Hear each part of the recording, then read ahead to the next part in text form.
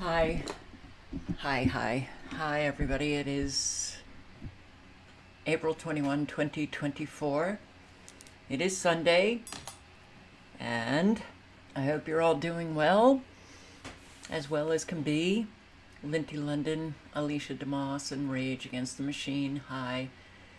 L 2024, I appreciate you putting in the links. I don't think you're around, but I do appreciate you putting in the links. Thank you very much. And let's see who else is in house. Haskasan, Oracle 11, Barb in Ohio, BMCC, Silent Walk, James B, Denise Martinez, Andrew Cruz. I said hello, I think. Okay, Julio, the 90s Brooklynite, WCMW, and Fab. Wow. What a username. Analog Synth Player, Donna Davidson, hi. So, Kim Blanchard, hello. Starting out as a small group, Sith Trish, T Lamb, thank you very much, T Lamb. I really appreciate it. Deacon Blues, hello. So, let's just take a quick look at radar, and it's nerve-wracking when I see radar like this, kind of clear the entire country, what's going on, even up into Canada, what is going on. Maybe they're focusing hard on war agendas. I don't know what they're doing, but I have said before, and I'll say it again, it always makes me nervous. Something. This is unusual. Yeah. But glad, that hardly anyone in the United States right at this moment, because this is current time, is suffering weather warfare. Well, that's nice to know, huh? All right, so I'm going to start with some information that I couldn't address last night. Inside SpaceX plans to build network of spy satellites as U.S. Space Force looks to take on Chinese kill web. Oh my God. SpaceX. And it's so funny to me that people still think that Musk is, he's the guy. He's going to save us. He's going to save free speech. And meanwhile, his satellites are up there tracking all of us. But this is good because the NSA, the Republicans have given over the NSA to the internet. Go ahead, spy on American citizens all you want. The government's new spying powers are terrifying. So Senator Ron Wyden tweeted this out. They did another vote on this FISA Section 702 surveillance powers. After rejecting an amendment to bolster warrant requirements when spying involves U.S. persons. So now they're going to... Ron Wyden tweeted this out April 12th. He said, the bill represents one of the most dramatic and terrifying expansions of government surveillance authority in history. I will do everything in my power to stop it from passing in the Senate. So that's good. That's like...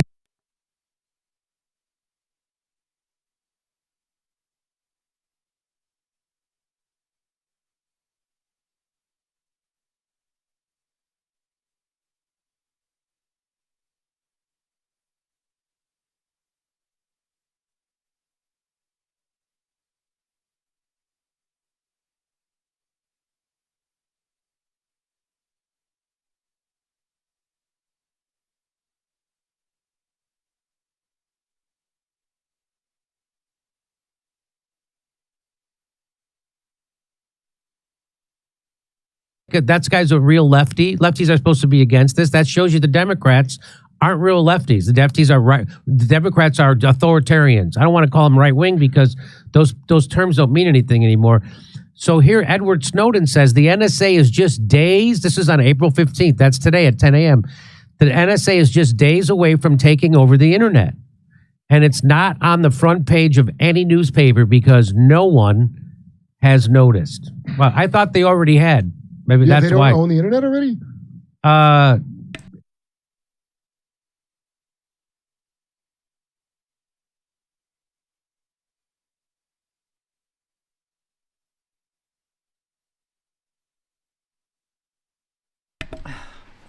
I can't stand me with this microphone.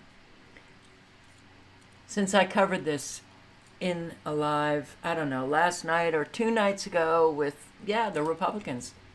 Spy on Americans all you want.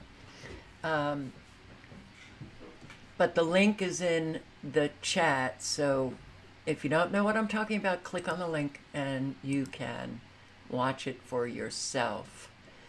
I'm just going to play like 2 minutes of this. I will post the link. It's redacted, and a whole lot of people were saying Klaus Schwab died. But the Schwab family has a whole lot of control over the World Economic Forum. It seems like we're going to have difficulty getting rid of the Schwabs. Well, of course. Because we haven't been able to get rid of anybody. Rumors circulating online that Schwab was rushed to the hospital over the weekend, of course. Others saying he's been dead already. Others saying, of course, online that he's been dead for years and it's just his head on an animatronic body or something like that. Or it's one of the clones. Yeah, it's one of the Klaus Schwab clones. That's dead. Yeah, but anyway, so these rumors were swirling. It was tracked back to a satirical website and then it blew up online. And then don't worry, though, he's not dead. Just don't worry about it. He is not dead. He is perfectly fine, just doing fine, according to the Associated Press. Because if anyone's going to get an answer, it's going to be the Associated Press, which, of course, is a mouthpiece of the deep state. So a World Economic Forum spokesperson told the Associated Press that the claims are untrue as to his untimely death. Phew. Thank God. I was not sleeping well last night. Untimely. He's like 90. You heard me. I kept getting up last night. I was really worried about it. Is that why? It was either that or I had to pee. Mm-hmm. So it was either I was worried about Klaus Schwab or I had to pee. If something happened to him and we had to live in this like hellscape world of like being able to freely go where we wanted to go and eat what we want to eat and somebody not like probing our thoughts while we were at work. I mean, that's you could eat real meat. Frightening. I know that Right. that is a hellscape. I don't want that. You could live in a 16-minute city instead of a 15-minute city. So the story, we really dodged a bullet here. Let's be honest. Yeah, this guy's still alive. So the story comes, though, just weeks after their annual meeting where Schwab declared the World Economic Forum the trustees of the world. They run the show, he admitted publicly. They're the ones running everything, not the elected governments. We are the trustees of the world here at the World Economic Forum. As trustees of the future, we are responsible for advancing a world which is richer in possibilities, more equitable in opportunities, and more secure in its foundations. Moreover, as leaders in government, business, and society, we bear a particular responsibility to rebuild trust in how we assume our own role as trustees. So, yes, they run the world. But his fake death scenario, though, raises some serious questions as to who's next in line with this unelected body that runs the world. Who will run the world when Schwab does actually die? Well, it turns out Politico's Playbook journalists have been asking the very same thing, and they did quite a deep dive on this. Surprisingly, Politico looked deeply at this, the race to replace Klaus Schwab.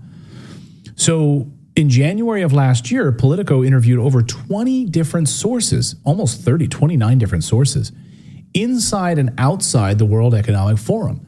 And apparently, they're all concerned about Schwab's impending death. It's an interesting take on this. So Playbook spoke with 29 sources, including WEF corporate strategic partners, current and former staffers, members of the forum's committees, communities, nearly all of whom feared repercussions from talking to us. And many said Schwab is treating a global organization like a family heirloom. WEF strategic partners say they're getting antsy. Longtime current and former staffers say it's impossible to know what will happen and therefore harder to plan a career. Schwab has a God complex, they say, and thinks he's in the fittest 0.1% in the world. But no one is immortal, said one U.S.-based veteran of the Davos conferences, adding, it's insane they don't have a succession plan in place. So apparently, though, they want to keep this all in the family. So if you're thinking, oh, will Justin Trudeau take over? He's one of the young, Schwab proteges. Will Jacinda Ardern, formerly of New Zealand, take over? Will Mark Rutte of the Netherlands take over? No, he's going to NATO. He's going to go ahead of NATO. He's going to NATO. So who's going to take over? But apparently it's going to be kept in the family. And WEF's head of media, Jan Zoff, what's your name? Jan Zoff, insisted it's the WEF's board of trustees who will decide on a successor for Schwab. But the statutes also guarantee that it's the Schwab family seats at the table via Klaus, or at least one member of his immediate family. Schwab's daughter Nicole is a trustee. His son Olivier is a member of the managing board. His wife Hildy runs a foundation connected to the World Economic Forum. The Schwabs also hold a veto over whether the WEF can be shut down. So the Schwab family will retain control. Wait, what? They can't even shut it down without their... No. There's no kill switch? There's no kill switch. There's no kill switch on the World Economic Forum. All right, the link is in the chat. You can listen to the remainder. And I want to just play like 2 minutes of this, The End of Humanity. I'll put the link in the chat, and transhumanism, The End of Humanity, controlled by robots.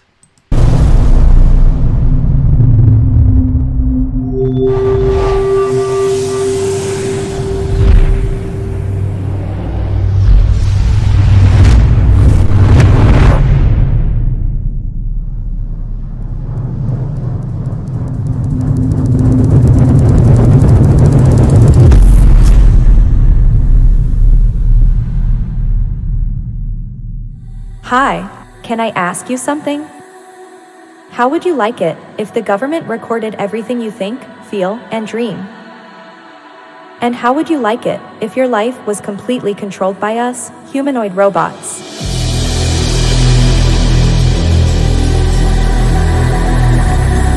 We would tell you who to marry, what to buy, and who to vote for. Do you think that is crazy? Think again. This is your future, designed by the World Economic Forum.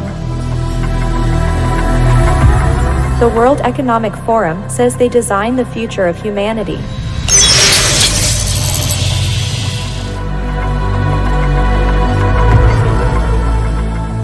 Let's listen to their ideas about your future. I want to talk to you today about the future of our species and really the future of life. We are probably one of the last generations of Homo sapiens. Within a century or two, Earth will be dominated by entities that are more different from us than we are different from Neanderthals or from chimpanzees. Because in the coming generations, we will learn how to engineer bodies and brains and minds. These will be the main products of the economy, of the 21st century economy. Not textiles and vehicles and weapons, but bodies and brains and minds. Now, how exactly will the future masters of the planet look like? This will be decided by the people who own the data. Those who control the data control the future not just of humanity, but the future of life itself.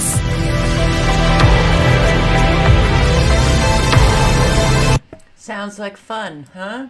Sounds like a great world, and it ain't sci-fi. Don't we know that? Okay, so the link is in the chat again. You might want to check it out. What are the biggest perceived dangers of artificial intelligence? Malicious content, deep fakes, voter scams via impersonating politicians, or the creation of non-consensual pornographic imagery of anyone, celebrities, or how about girls in middle school? Yeah.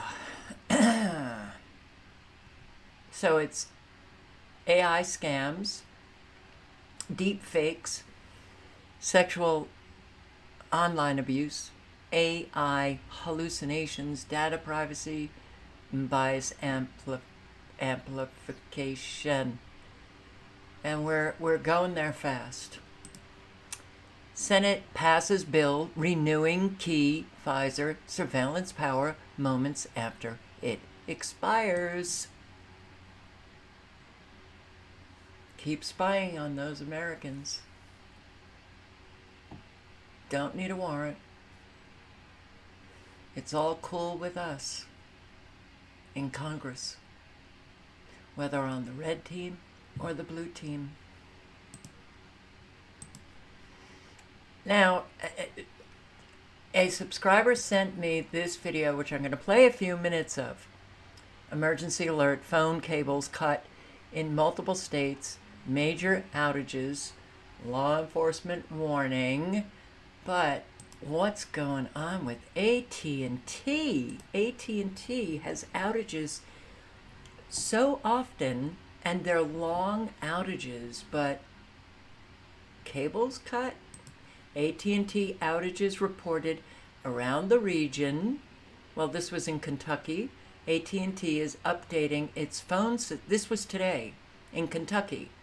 So here they say AT&T is updating its phone system, and that anyone with their service cannot call 911.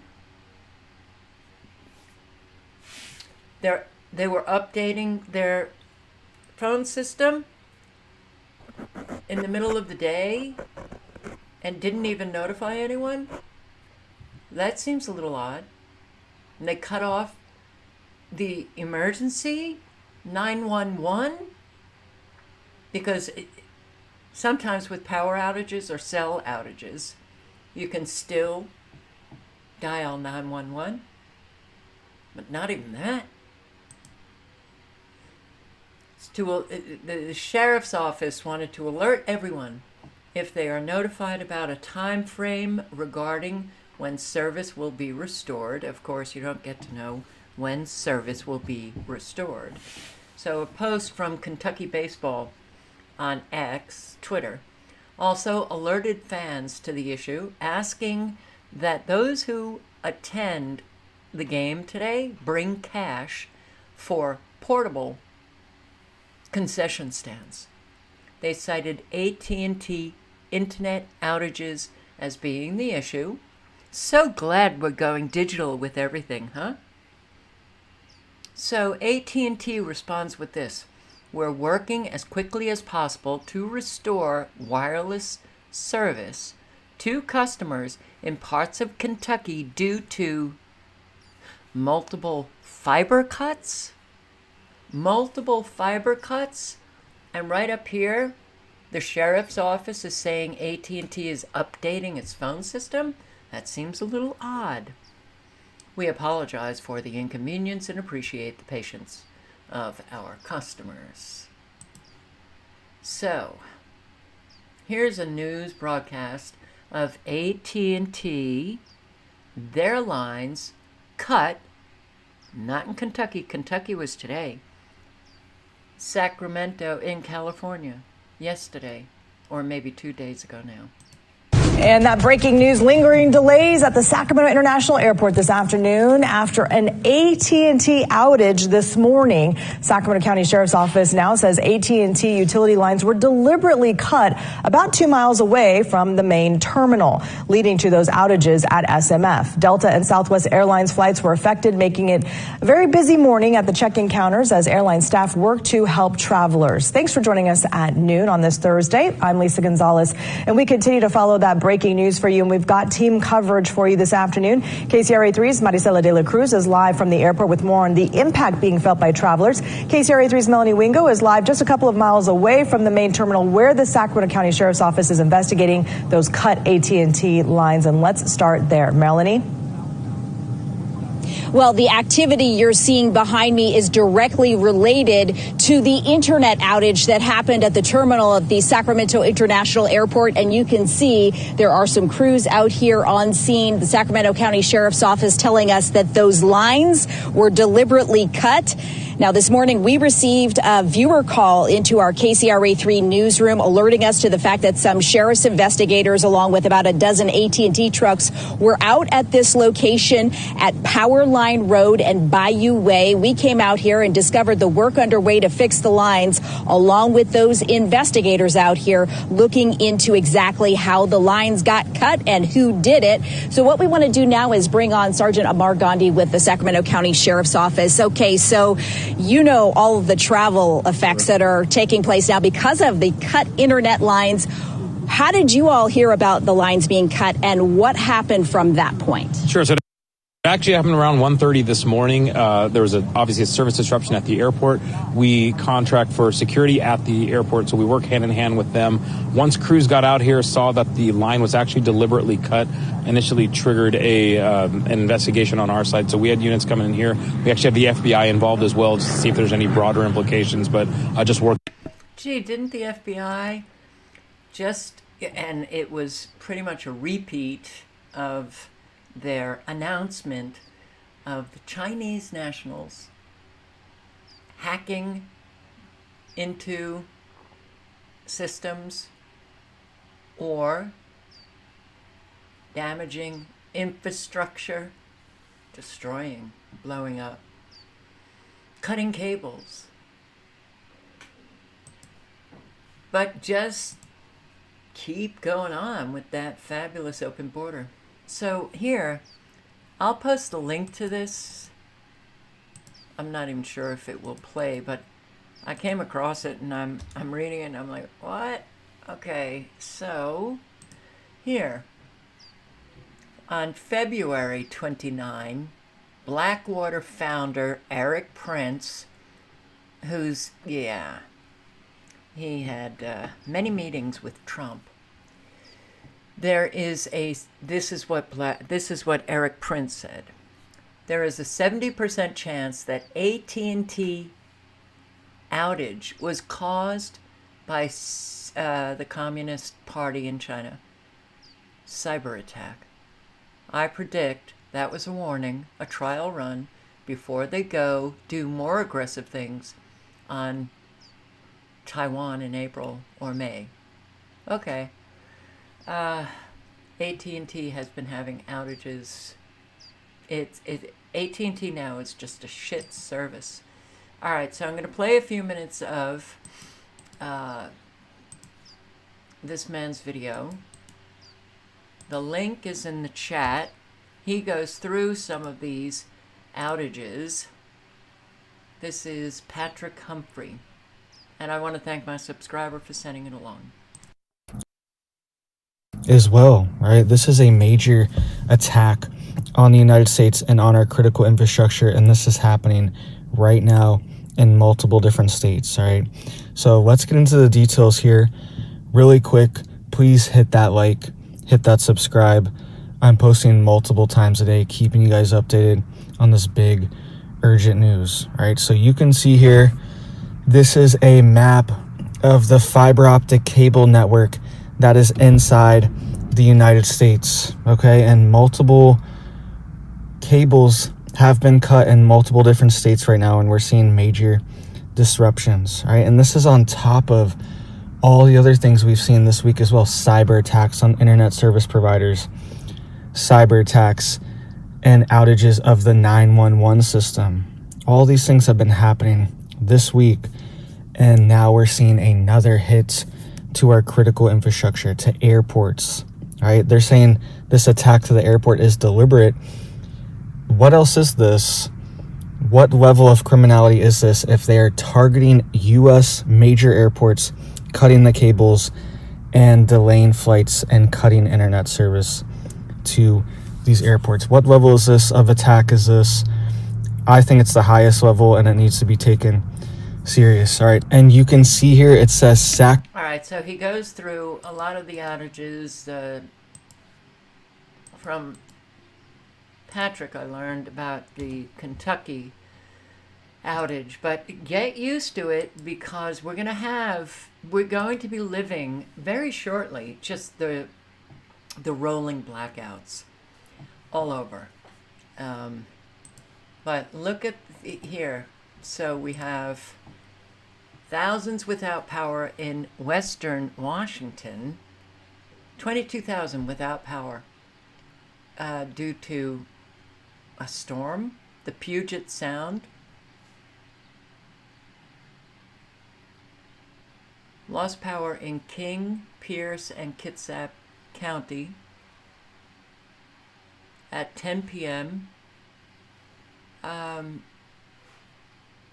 It was a sunny start to the day. However, clouds and a cold front rolled in mid-afternoon. Meteorologists said rain and mountain snow will fall tonight, well, that was last night, before tapering into spotty showers. Winds will pick up out of the west. And South Carolina apparently had quite the storm that, well, when you listen to this woman, she's talking about how, it was a really beautiful day, it was sunny, and then this storm came out of nowhere, did a lot of damage, and then it just went back to, a nice day. York County, this is, in South Carolina, sees hail, power outages with storms. York County, I think this is closer to the coast, getting major hail in Rock Hill right now.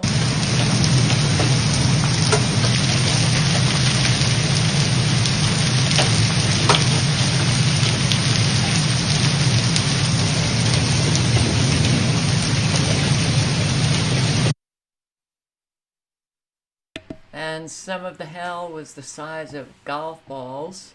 I'll let you listen to that woman in 1 second, but We Energies, okay, We Energies, I've never heard of it. So there was a power outage. This is the Milwaukee area.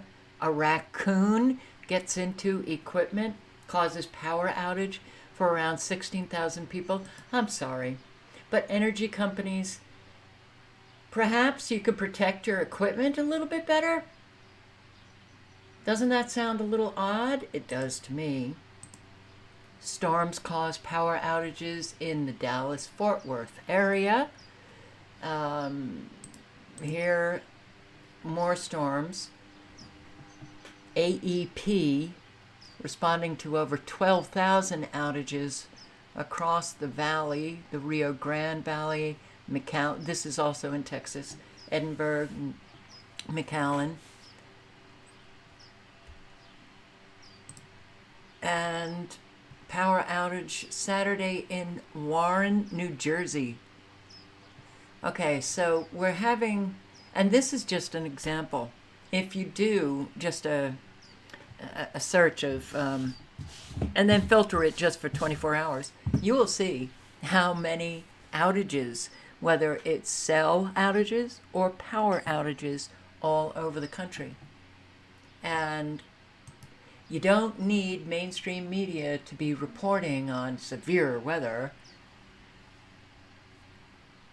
to get that the severe weather is coming. It comes out of the blue. and it does a lot of damage.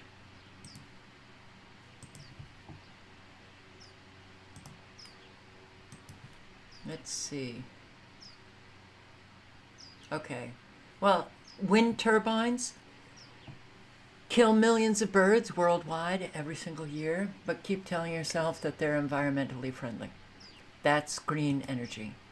Green energy does a lot of killing. Green energy is not the place you want to be. And these wind turbines, if you live around them, the frequencies coming out of these wind turbines cause an awful lot of medical problems for those in the surrounding area. And on playlists on Never Lose Truth, I have the videos on that. But look at this.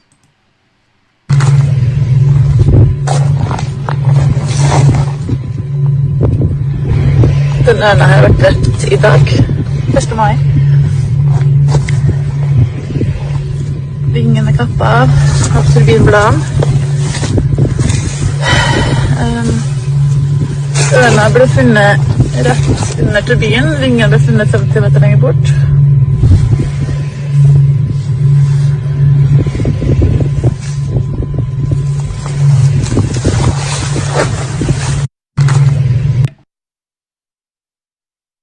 And here I thought that they just love wildlife so much that that's in part one of the reasons why they're doing the Agenda 2030 thing, wildlife rights now, and, well, you can't be drilling for oil because you got to save a turtle up in Alaska. I don't. That just came off the top of my head, but you know what I'm talking about. Wind turbines are very, incredibly dangerous for the flying beauties. All right, how about another flying beauty? Hawk attacks East County woman in California, San Diego. Attacks her in the yard. Out of the East County, where a woman says she was attacked by a hawk. She reached out to Fox 5 for help, and now some experts are offering up some advice. Fox 5's Alani Latang is joining us live from Balboa Park with her story. Alani. Kathleen Andrew, we spoke with the woman at her house, and she tells us she's still in a lot of pain. Those puncture wounds from the hawk's claws are still very tender on her head. We also spoke with California Fish and Wildlife, and they say oftentimes when hawks or birds become aggressive, it's because they feel threatened or because they're trying to protect their young, and they recommend that people avoid the area that they're nesting in. But for this woman who lives next door to the nest, she says it's very hard to follow that expert advice, but she's trying her best. It really hurts still. It's kind of like a burning, searing pain. It's been 4 days since Donna Spivak says a red-tailed hawk hooked its claws in her head. She says the bird likely came from a nest in her neighbor's tree. The biggest one, they said, was on this side here. All the claws went in my head, and there's all puncture wounds. Who would ever think, you know, you're just out here gardening and all of a sudden, wham. Donna says on Tuesday she was planting flowers in her garden. That's when the hawk swooped in quietly from behind and latched on to the back of her head. And then I heard this fluttering, but I didn't hear anything behind me, coming up behind me. And I looked up and it was sitting in the tree there looking at me. With blood dripping down her neck, Donna rushed into her house so her husband could take her to the hospital. She was treated for puncture wounds to scalp by claws of hawk. She got a CT scan, tetanus shot, plus they cleaned the puncture wounds. No stitches. All right. Really? The hawk did this because somewhere there's a nest, a tree, maybe a neighbor's yard, far away. That sounds a little odd to me. What say you? So here's this woman, and she doesn't say where she is, but the power outages, damage, and everything she's saying, I believe this is South Carolina. So it's wild. A hailstorm and tornado hit out of nowhere. Cars are damaged, people's windshields, sunroofs were messed up, power lines are down, trees fell on houses, windows in people's houses are messed up. It was just wild. After the storm, it just looked like smoke. Like that's just, I guess because it was hot today and then the hail came. I don't know, but it's a really, really wild day in April. What started off as a sunny day ended with, well, they didn't end with, just randomly midday, a hailstorm, a tornado, lots of damage. And then the sun came out as quickly as it started. It ended.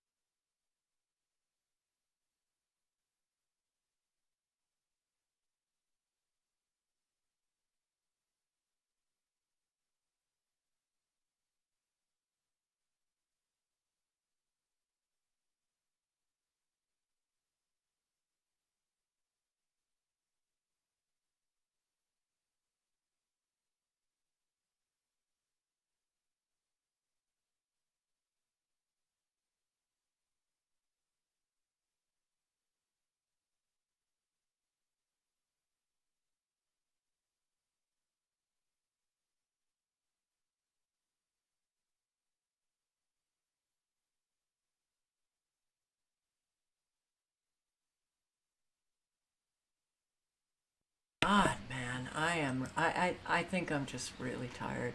No sound, I know. I posted the link to a video. It's mainstream media.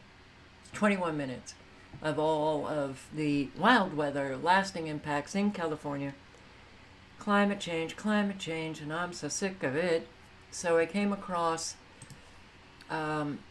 this article. Rosalind Peterson. Remember Rosalind Peterson? Oh boy, we have lost so many people with such integrity, many with such dignity, and yeah. I'll just play a few minutes. It's about 12 minutes, but Rosalind Peterson at the United Nations talking about geoengineering and weather modification.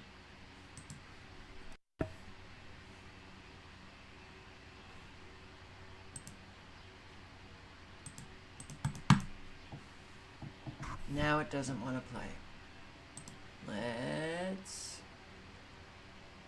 do that.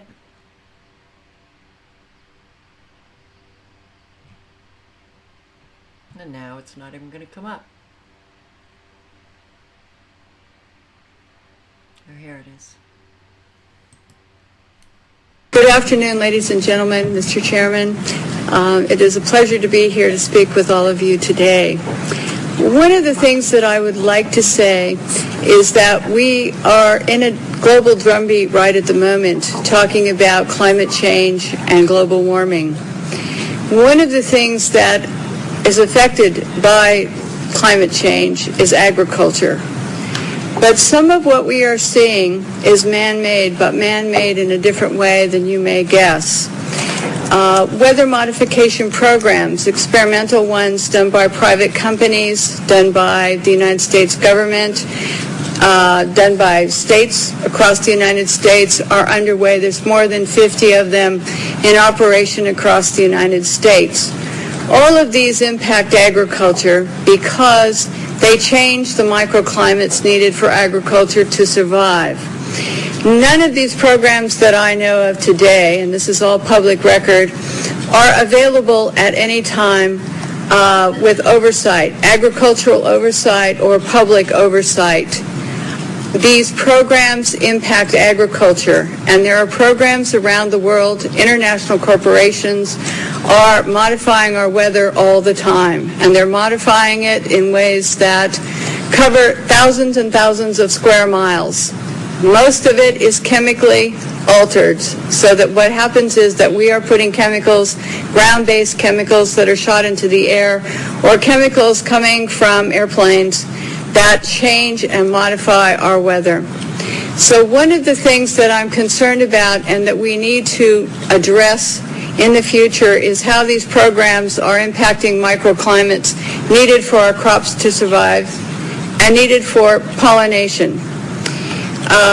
If we change the growing season, the pollinators may not survive, and also our crops, our flowers, and our tree crops may not get the pollination needed.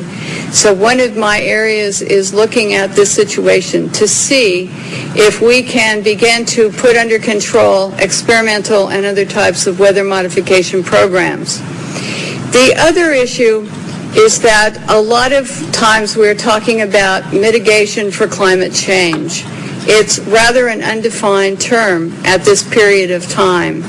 And so what happens is that many times we're talking about artificially putting chemicals like sulfur or particulates into the atmosphere in what they call geoengineering schemes to reduce and help the planet, supposedly, but help the planet to not go through such a tremendous global climate change and to mitigate global warming. However, the incidence of putting chemicals into our atmosphere is going to change and impact agricultural crop production. And if you take and you put up into our skies chemicals to reduce the amount of sunlight reaching the earth, you are going to begin to reduce crop production. Studies at the University of Illinois on corn crop production show reductions. Without the process of photosynthesis, whereby plants from direct sunlight gain the energy to grow, to produce crops, we are going to find ourselves, if we mitigate in that direction, impacting the crop production not only here in the United States, but worldwide. One of the things that is impacting crop production right now in the United States and reducing photosynthesis and also impacting the ability of solar power panels to generate the type of power that they should is persistent jet contrails. NASA talks about persistent jet contrails as exacerbating global warming because they trap warmth in the atmosphere when they produce cirrus and man-made clouds. NASA also talks about that these aircraft leaving persistent contrails are changing our climate. And when they change our climate to the degree that one jet can leave a persistent jet contrail, which will spread across our skies from what this picture up here on my left on the screen looks like, which is a trail left by a jet. That trail can expand to 4,000 kilometers and last for 20 hours. This was unheard of in the early 60s and the 70s, and it wasn't until the late 1980s that there was a change and we started to have persistent jet contrails that persist. NASA studies show that part of our global warming problem could be attributed to these types of contrails and the jets that leave them. So one of the issues as we go through is, how do you like your skies, natural or man-made? And right now we are making man-made clouds, and this is trapping warmth in our atmosphere. The climate change that is produced by the... That's right. I will post the link again. I hope you circulate it. Rosalind Peterson was, as far as I'm concerned, just a powerhouse. And I had so much respect for all of the work that she did. Died of cancer. if my memory serves correct. And the French farmers spraying manure on police. The French farmers are by far the most entertaining protesters on the planet.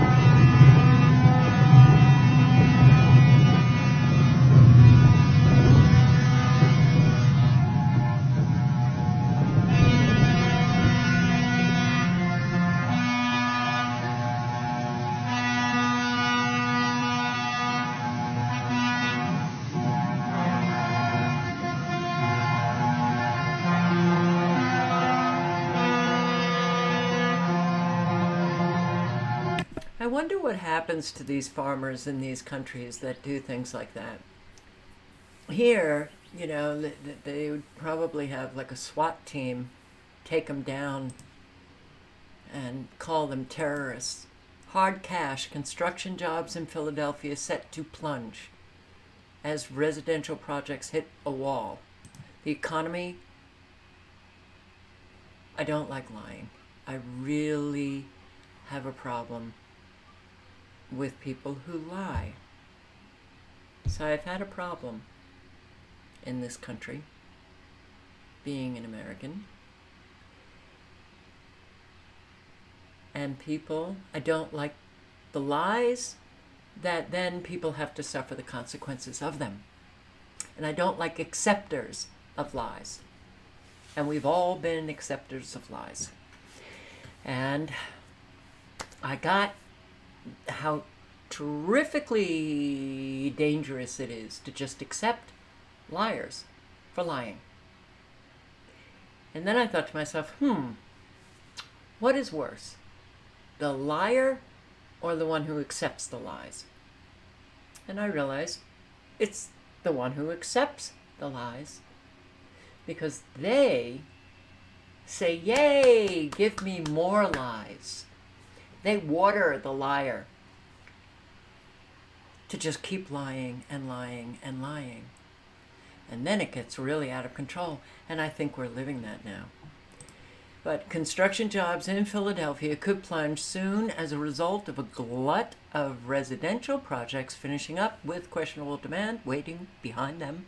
Some developers are calling for a hard crash after a rush to capitalize on the city's 10-year tax abatement program temporarily sent activity into the stratosphere. Well, new homes are not being built, and a whole lot of projects are now, well, they're just being put on hold. Tax breaks to hire local journalists approved in New York, a national first. Incentive is intended to help the struggling local news industry. Are you tired of whatever the politicians want to fund and keep going? Wow, they can cough up the money. But those New Yorkers who are really struggling, somehow they just don't have the money. The nation's first payroll tax credit for local news organizations in a bid to encourage new hiring amid the ongoing struggles of journalism outlets to cover their communities. You know what? The ordinary businessman and woman, they go down when they fail. They don't get tax abatements from the politicians. Socialism at its finest. And it's journalism in New York, and I'm sure it's going to be truth. And here, people who rent will decide the 2024 presidential election. This is according to Mishtalk. Immigration won't decide the election. Polls have not yet captured what will. This may come as a surprise, but the top issue, housing. Well, do you think that's a surprise? When so many people are more and more, that number just keeps increasing, getting evicted, rents going up, elderly, too fucking bad for you, on the street. The young can't rent because they can't afford the rents, can't buy, that's out of the question for them. And hopefully their parents are the type of parents that every parent should be. You open the door for your struggling children, no matter what age. Especially now. And Trudeau, wow, Canada, wow. This is British Columbia, Canada.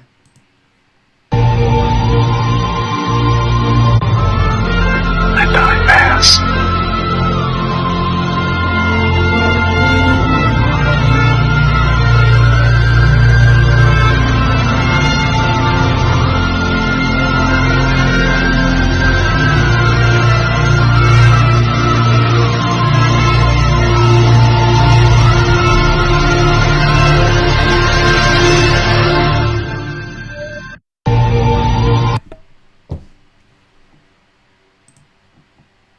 Utah. Homeowners Association treasurer embezzled $230,000. Got a whole lot of people stealing a whole lot of money.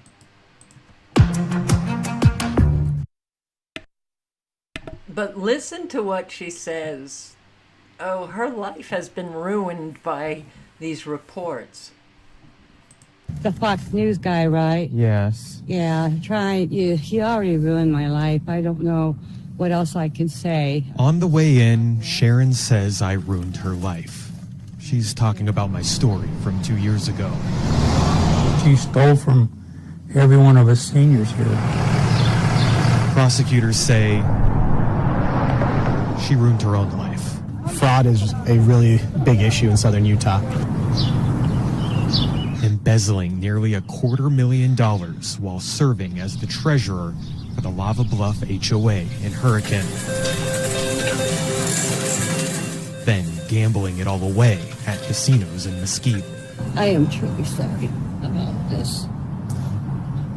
But I don't know how much more you can live in my life. She's sorry she got caught. That's Tim. We didn't know any better. He's the one who caught Sharon. Isn't it interesting? She'd continue stealing if she didn't get caught. So now she's, oh, you've ruined my life. Life's already ruined. We gave him every penny out of the house that we had. And this man, I don't know why, he's just being so vicious.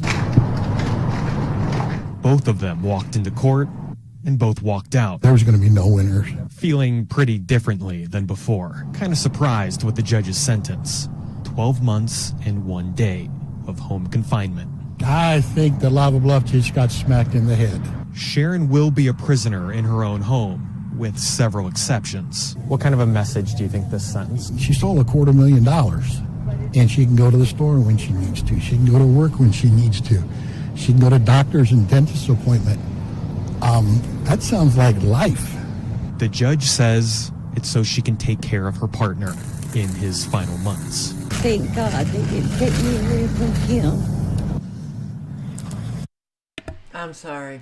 I don't have much empathy for this woman, playing the, oh, well, yeah, I have this, you've ruined my life, and I have this person to take care of. She's on house arrest. She can go to the doctor. She can go to work. She can live life.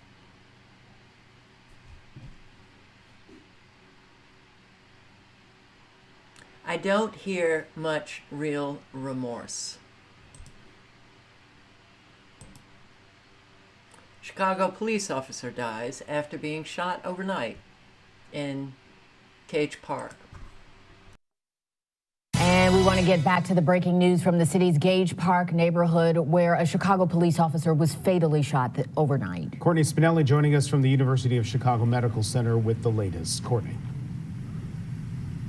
Sean and Gaynor, good morning. It's been an incredibly somber morning for the family of a 30-year-old Chicago Police Department officer shot and killed, and his fellow officers here on the Chicago Police Department. We are told that he was returning home from a tour of duty this morning when he lost his life. He would have turned 31 in just 2 days. Now, within the last 15 minutes, a procession carrying the body of that officer began to make its way over to the ME's office, an emotional moment for all involved. A whole lot of people are getting shot. Multiple people have reportedly been shot at a mass shooting during a block party street takeover, with hundreds of shots being fired in Memphis, Tennessee. Oh, I can't play it. All right, well, if you want to watch. Yeah, I mean, things are getting more and more out of control. So, just always remember to have your awareness activated. A drunk driver plows through a building as it was hosting a child's birthday party, resulting in fatalities and serious life-threatening injuries. Monroe County, Michigan. Trudeau's fascist Canada. Yeah. So career criminals, a $20 million armed robbery. Wow. 65 illegal assault guns, immediately out on bail. Grandma. Mischief charge when there wasn't even any mischief. No bail for 2 months in jail. No criminal record. Founder of the trucker convoy. Violent home invasion and suicide in Newport Beach. An urgent investigation now underway in Newport Beach. Early Tuesday morning, a home invasion off Vista Lucci. Police tell Fox 11 the homeowner shot and injured one of the intruders, while a second suspect was discovered. So that just jumped quite a bit, right? Nice area, and then the homeowner shot at them. One of the suspects was injured, but then when police arrived, they couldn't find the other suspect until a helicopter above noticed one of the injured suspects. He was actually dead in a bush. They believe it was suicide, so super unusual. A lot of people that live in this area, though, they can't believe it. Police believe it wasn't random, though. An urgent investigation now underway in Newport Beach. Early Tuesday morning, a home invasion off Vista Lucci. Police tell Fox 11 the homeowner shot and injured one of the intruders, while a second suspect was discovered nearby dead after shooting himself in the head. I just want to ensure the Newport Beach community and residents that this is a safe community. It was a targeted incident. We know that there is a relationship between the suspects, the two suspects, and the victims, the residents. Authorities. I don't think any place is safe anymore. A masked man waits for 3 hours, ties up employees at gunpoint, robs restaurant. I mean, really? Where is safe now? That suspect waited outside BJ's restaurant and brew house for approximately 3 hours before approaching an employee at gunpoint as that employee was closing down the restaurant. We have the manager outside. We have a confirmed robbery. He was tied up, money taken. At approximately 1 o'clock Friday morning, police say an unknown robbery suspect jumped a fence and hid in an area just outside the BJ's restaurant and brew house in Henrietta. He waited outside the brew house for approximately 3 hours until an employee of the brew house came outside to throw out some garbage. The suspect, who was masked, wearing dark clothing and sunglasses and gloves. All right, so... okay, yeah, things are really not good. UK physiotherapist leaders announce goal to eradicate critics of gender ideology from the profession. Chartered Society of Physiotherapy, which is the professional body, and trade union, which represents member physiotherapists in the UK, has launched its first definitive position statement on transphobia. With the publication of its position statement on transphobia, the publication has sent a chill through the profession as anonymous whistleblowers express concerns about the censorship, transphobia. Their transphobia statement describes the aim of, quote, eradicating transphobia from our profession, unquote, by instructing members that they, quote, must raise concerns about colleagues, unquote, if they think that the colleagues, quote, personal values, biases, and beliefs, unquote, have led them to, quote, discriminate, unquote, against others, with discrimination including, quote, denying, unquote, someone's, quote, gender identity or refusing to accept it, unquote. Wow. Setting up the snitch culture. I am so bloody sick of this. I said bloody because it's the UK. Really, very sick of this. So listen to this. Health crisis happening. And again, here we got Black Conservative 24, which I have recommended. I'm putting his channel link in the chat. Okay, there it is. And it's unbelievable. This is a 14-minute video, so I'm going to put the link to the video. You can listen to these very angry children and parents, and everybody in the community should be out screaming about this. Right now in the United States of America.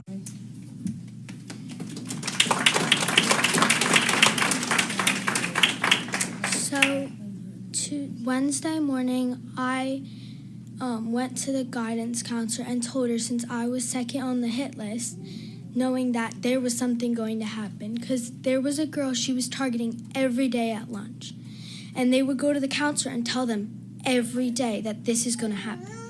And Wednesday, I went with two others, and each of us filled out a whole paper full of what's going to happen and why it's going to happen. And then I went to chorus, and I was told, watch your back. He is going to come for you and this other girl at lunch. And when I was at lunch, I was terrified, and I told Miss Fattori that that was happening, and she said, don't worry about it, it's not going to happen. But, early that morning, I was told I was not going to see Mel for the rest of that week. But I was in lunch, and all of a sudden I just hear all this screaming and everybody running. And I see Mel running in after somebody, and everyone's screaming and running. But the girl who got attacked didn't see it because she was faced backwards. And all of a sudden you just hear these terrible, like, loud bangs of the Stanley bouncing off her head. And then you see a Stanley cup, you know, the metal cups. Mel grabbing her hair and hitting her against the table and just repeatedly hitting her with the Stanley. There was blood going everywhere. I was the table right behind it, and all you see is blood everywhere. And it was just, and then you say in your email that it was 8 minutes, but we timed it, it was 28 minutes. And we had to sit in there and watch them clean up her blood off those tables and ground. And we had to watch them take her out with blood dripping down her face, and I will never forget that. And laying in bed last night, I just kept repeating it in my head, and we shouldn't have had to sit there and just watch them clean up her blood with the mop. Watch her repeatedly yelling that I'm gonna murder you and just hitting her with a Stanley. And I don't get how, you couldn't have stopped it. It was 5 hours from when I told you it was gonna happen and when it happened. It was 5 whole hours. I don't get how you couldn't have stopped that. And how Ms. Fattori said, don't worry, it's not gonna happen. We have her under control. But clearly you didn't.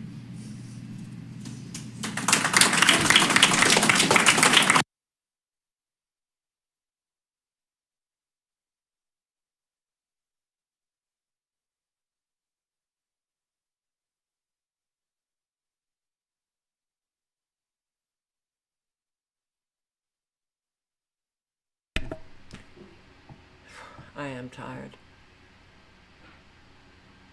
It was a transgender guy that attacked a girl. And there were so many, you listen to these parents and there was so much that could have been done to avoid this, but no. This is, because it would be transphobia if you do anything. That's where we're at. Thank you, Black Conservative 24. SSRI drugs can cause chronic fatigue syndrome. Don't I know it?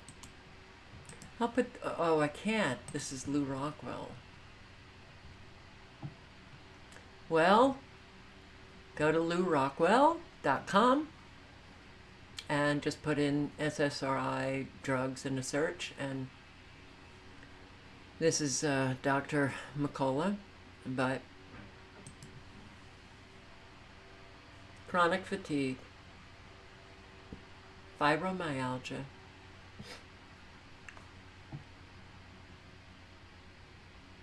do a lot of damage.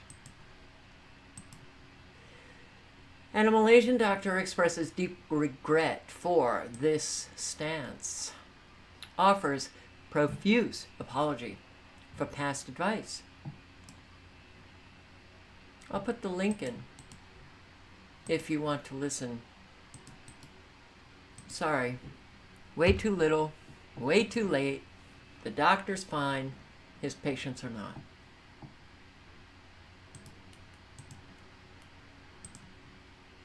Retirement crisis will trigger social insanity in America as people can't take care of themselves. That's why we need to come together. That's why we need to really get out there and bring community together. Oh, that's right. That's obsolete. Americans can't do that. The United States, which once stood as a beacon of prosperity, is now trailing behind in the retirement race. What was once seen as the epitome of the golden age has now slipped out of reach for many Americans. Just imagine you've worked hard your entire life, and now you're looking forward to those golden years of relaxation and well-deserved peace after your retirement. But you know what? That dream has been cut short for many Americans.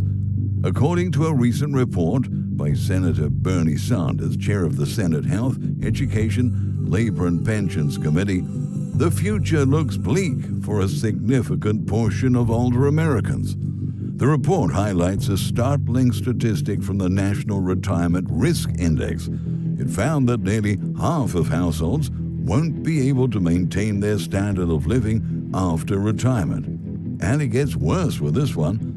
A staggering 56% of low-income households and 45% of middle-income households are at risk of falling short of their pre-retirement standards by the time they hit just 65.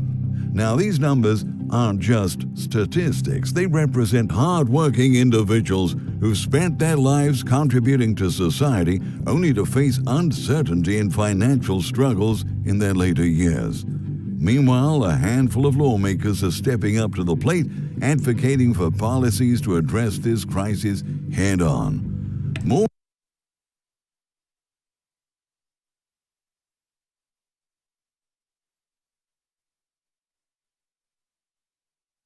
Wow, what the hell is wrong with me?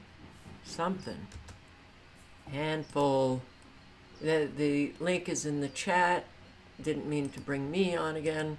But it's coming really soon when Americans start trying to steal from other Americans, when Americans get so stressed beyond belief that they start attacking one another.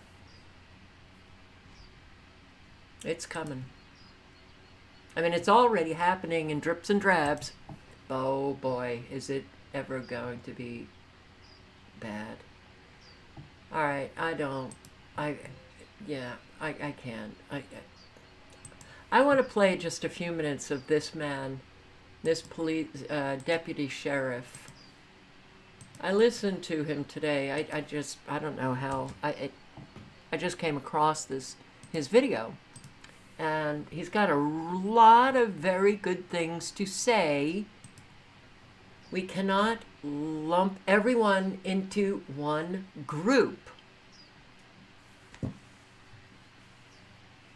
You know, we can say general things, the stereotypes. Stereotypes are generally true. But then you have to take every individual as they come. That's for every category that we have. Yes, even cops. I hate cops. Why do I hate cops? Well, all they do is lie, cheat, and steal. They're corrupt. They harass people. They hurt people. They just abuse their power. They scare people. All they want to do is flash their shiny gun and want to write citations, want to arrest people, drink their coffee, and eat their donuts and get fat.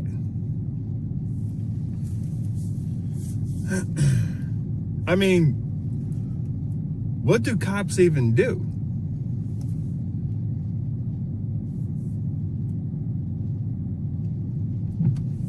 Before I answer that question, my name is Josh Barker. I did 13 years in the Army, got out, medically discharged, and went to college for a couple years. I got bored. I was going for a business degree. Kind of struggled for a little bit. Lost my sense of purpose, and eventually I became a cop or a deputy. And I never thought I'd be a cop. Never thought I'd be a deputy. Never thought I'd serve in law enforcement. But when I got out, like a lot of other veterans, you lose your sense of purpose. And it's not to say that a veteran has to be a cop to find their purpose. It's just something that I tried, and it's worked for me. I got out, and I was in search of a job. Eventually landed in law enforcement. I missed the camaraderie. I missed serving people, serving someone other than myself, right? In college, I realized how selfish people are when I got out of the military. And it's not just the college kids that I thought were selfish.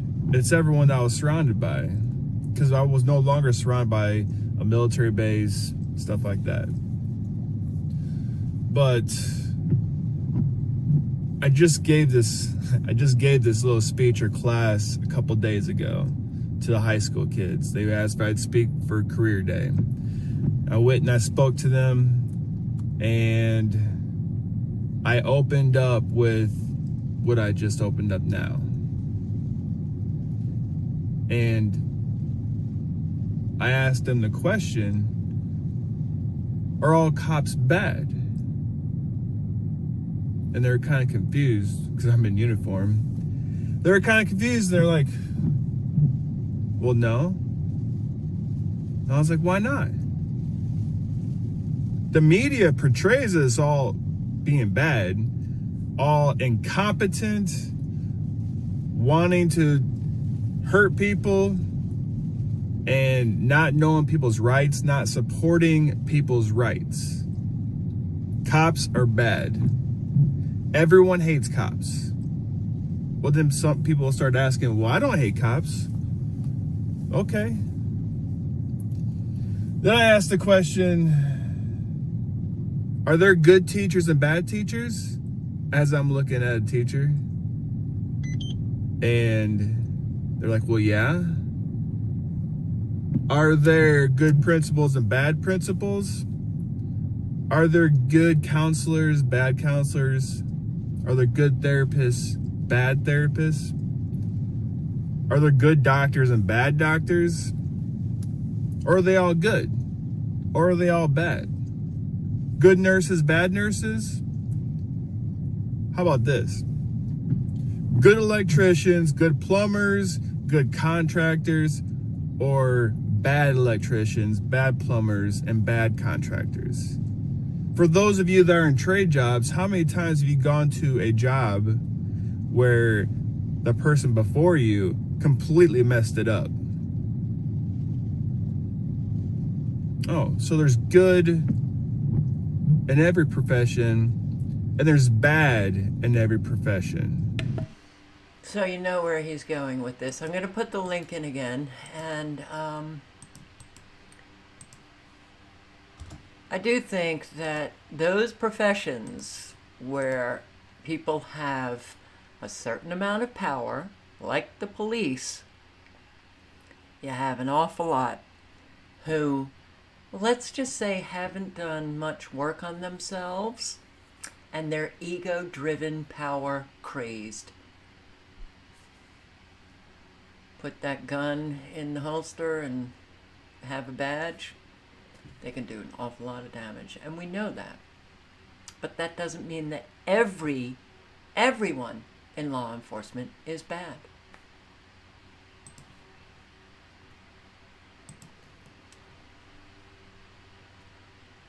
Oh, that's weird.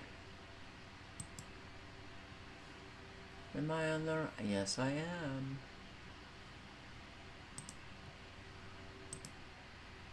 Where is it?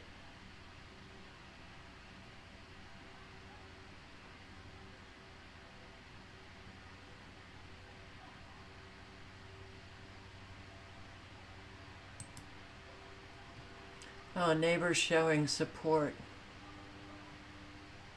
After an emergency surgery for a ruptured ectopic pregnancy.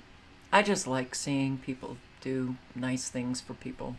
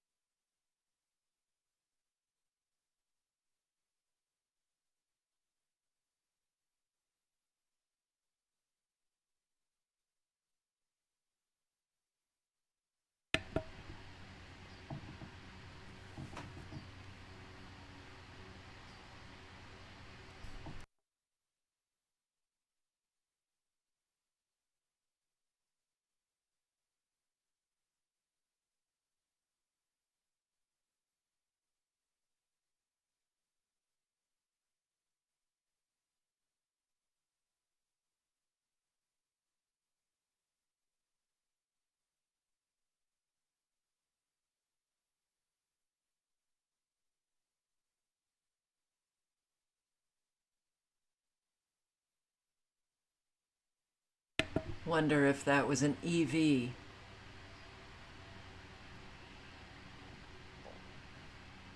looks mighty hot. So, oh boy, do we have a problem with these immigrants. With a whole lot of them. Alright, I'm going to put this...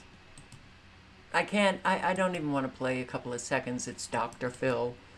And it might be set up on a, you get an automatic copyright strike.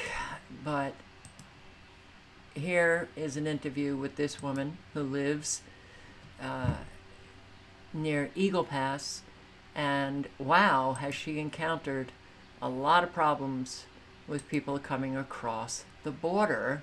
Her home video, you can see her home video, my God. They come right up to the door. A whole lot.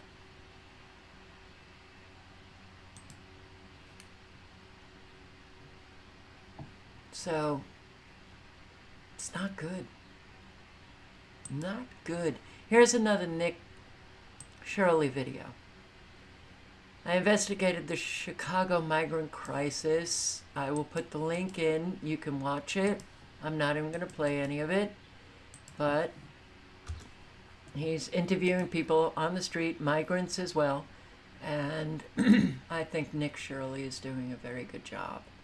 So how about the latest that I came across? New from Sumter County, a Guatemala man in the country illegally is behind bars tonight for a deadly stabbing. 49-year-old Ricardo Lorenzo is accused of stabbing a 25-year-old man to death at a Days Inn hotel in Wildwood. Deputies found Balder Pablo and took him to the hospital where he died. Pablo was also from Guatemala. Deputies found Lorenzo walking along I-75 and arrested. New from Sumter County, a Guatemala man in the country illegally is... Okay. No sound, then 5x5, then no sound. Sorry, I'm kind of out of it.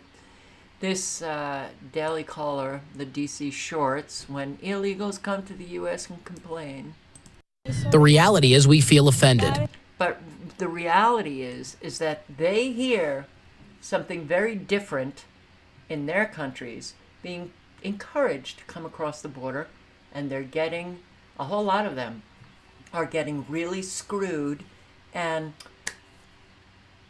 well, how is it that people don't understand that Americans betray Americans, but Americans betray the promise? That's pretty much our history. We come to this country with an American dream. The Venezuelan mother I spoke with is staying at the shelter behind me in West Englewood. The mother goes on to say living conditions are not ideal for the children. She says we're not in a place where our kids' mental health is prioritized or where they can run around and play. At the same time, the mother adds she feels disconnected. She says we feel isolated from society. Our kids need psychological help and need to go to school. She says we're not moms who are here to look for trouble. We're moms who just want a better future for our children. Some of the asylum seekers told me they were moved to the emergency shelter in Red Hook, but came back to the Watson Hotel unsatisfied with the housing at the cruise terminal. It's inhumane. It's inhumane what these people are living through. There's only 4 restrooms available for them, 4 individual restrooms, and there's no running hot water. This is video shot inside the relief center. Another asylum seeker telling me the sleeping cots are set up too close to each other and that it's too cold out there and we have nowhere to safely put our stuff. The migrants protesting the move, instead sleeping on the street. Some of them say the conditions at the Brooklyn cruise ship terminal, which the city set up with 1,000 beds for single men, are unlivable, with reports from men who were there of only limited bathroom facilities. We cross the street like this for take a shower and come back to this. ¿Se pueden quedar aquí o los van a mover? Nos están dando, quiere que nos vayamos para Brooklyn para una, como eso es como un campamento militar, algo bien feo. At District 1, dozens are sharing a bathroom in the lobby and a porta potty outside. We asked if these conditions are better than they were at home. No. In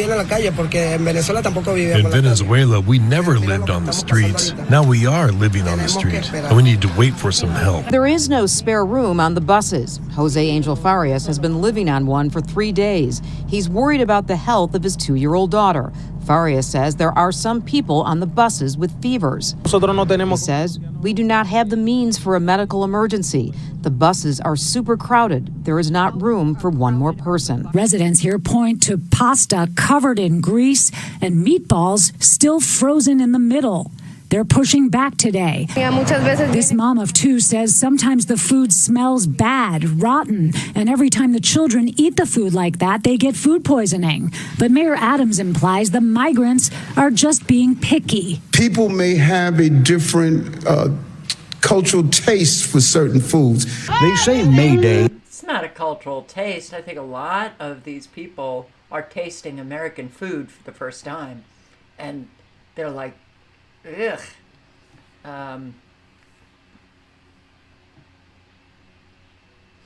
Yeah, I mean,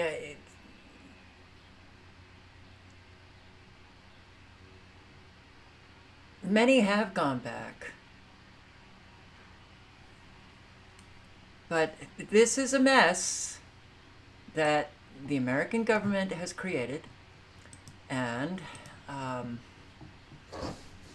a whole lot, coming across the border. I'm not talking about those who are committing crimes or, stealing, or I'm talking about those who, and yes, there are those who have come, who have been enticed to come, thinking that they would have a better life. Do you think that they know exactly what's going on in the United States? Of course they don't. So they've been enticed, and then they got betrayed.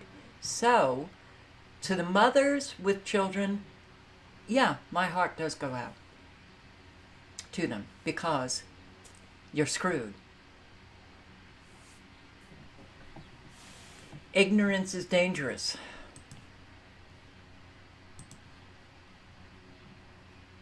Here, the Row Hotel, newcomers fighting outside the hotel.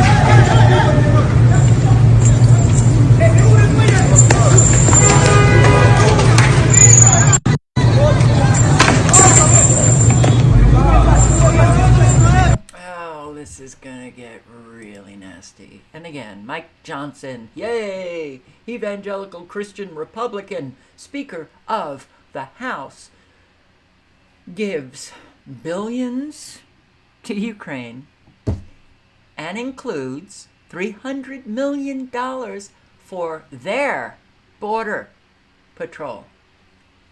He has done nothing for our border. Okay? One team. They're criminals, they're destroying us, and they're giving an awful lot of money to countries, to illegals. Mike Johnson has betrayed us with his promises. He betrayed us when he went down to the border, making a big deal like he was going to do something. Gets back to Washington, D.C. and does squat.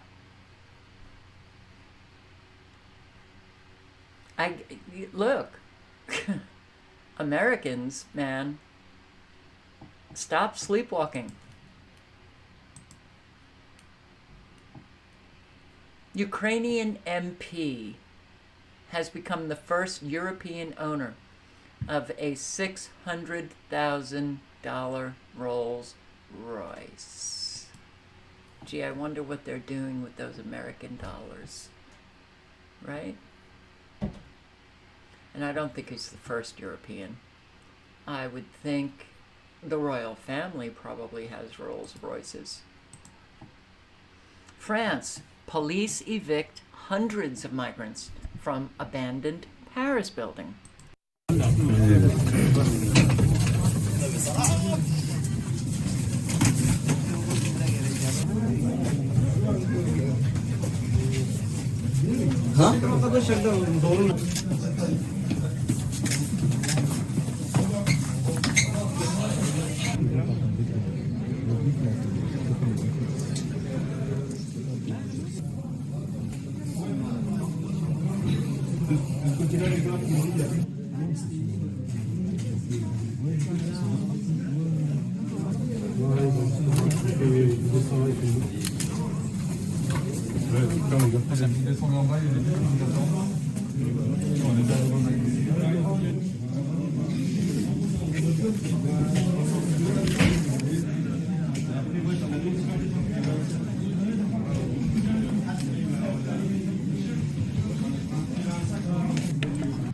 Do we even know what a legal migrant is today? If they're seeking asylum, that makes them a legal migrant? No, it does not. All right, I'll post the link. You can watch the tail end. But, yeah. All of the Western countries, we're going down, and it's going to be very nasty. It's not going to be fun. So, I don't know if you caught on my channel, Never Lose Truth. British police turn up at a man's house with a mental health nurse because he told his priest Christians need to take a stand after the bishop stabbing in Australia. There are two videos, but I'm just going to play this one video. Welcome. You know, people put along, you're enjoying the day, you're doing it. Not enjoying my day, I was about to go out, but I'm willing to talk to you. About to go out and we've interrupted. So you're lucky, really, that you caught me, because I was literally just putting my boots on, my jumper on. I'm sorry, you know, at the end of the day, I hear you. Right, so specifically, you're here because I say Christians need to take a stand. Is there anything else that's been said? Were reported from what I'm being told. So what else has been said then? No, that's what was being said. So, just for witness, right, because this is going to my solicitor, I've now got 2 police officers and a mental health nurse coming to see me because I went to the church and spoke to my local priest about what happened to the bishop in Australia. I said, are we Christians supposed to take a stand? I'm not calling for violence or anything like that. Never once said it because there's no allegation. Now look again. Just for the benefit of everyone that's going to see this is discrimination against Christians right now. Because if I was Islamic and I said anything along them lines, you wouldn't care. You allow hate preachers in this country to preach the killing of homosexuals and that, and now you're on my door because I said Christians need to take a stand. I ain't calling for violence. I'm just calling to take a stand. Why do you think that you would be treated any differently? Because I've got a mental health nurse and 2 PCs, not PCSOs, come to my house. That's why. So if you don't think this is discrimination in any way, I'd like to hear your explanation of this not being discriminatory. I don't think we would necessarily agree on that, but I'm just saying that from a member of the right. So this is why I went and see the priest, because of this, okay? Because this is happening to us. We Christians can't even voice an opinion without having police. And it's not you. You're doing your job the same as you are. And people like you are the salt of the earth. Let's have it right. No, they're not the salt of the earth. Okay. Sorry for the interruption. No, I appreciate that. And officers like yourself, you get a bad name in the press, and I know there's good coppers, so I'm not going to be abruptive to any of it, but this is discrimination against Christians right now. I just wanted to, I'm not going to disagree, but I'm also not going to agree with it. But what I'm going to say is, if something gets reported to can the you police, repeat that? You'll agree with me, but I'm you not won't going to agree or disagree with you is what I'm saying, because I think we're trying to seek agreement and we may not reach that. What I'm saying is, though, and I'm not defending, I'm just explaining. So if something gets reported to the police, they have a duty, just like I would as a mental health. No, sorry. Anyone following orders that are so clearly wrong, tyrannical, They're not the salt of the earth, but maybe people feel like they have to play up to these people so they don't get in further trouble or whatever. But when it's so blatant, these people need to be put in their place. It's very sad what's happening. And you know what? All of the open windows that I have, or tabs, are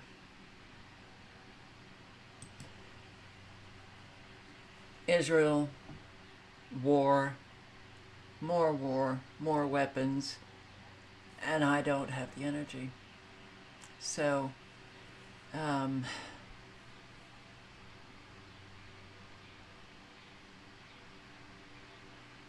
yeah. I'll keep this open for a little bit, so if you want to just chat amongst yourselves, go ahead, and I'll come back to say goodnight.